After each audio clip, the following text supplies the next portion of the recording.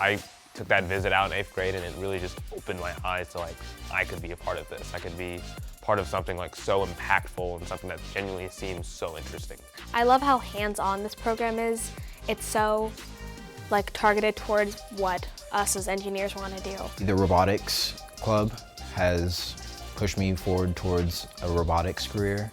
They are introduced to the robotics program that we use, which is VEX, and they build maze cars, they build marble sorters, they learn about bridges and trusses and simple machines. They learn to do CAD work and Introduction to Engineering. Really big career goal is to go into rocket propulsion, help be part of all of that, and who knows, maybe even mission control if I ever feel like that's something I want to ever dabble in. I'm gonna major in mechanical engineering after I leave, so my goals have shifted to becoming a better engineer and getting my degree, finding a sustainable career.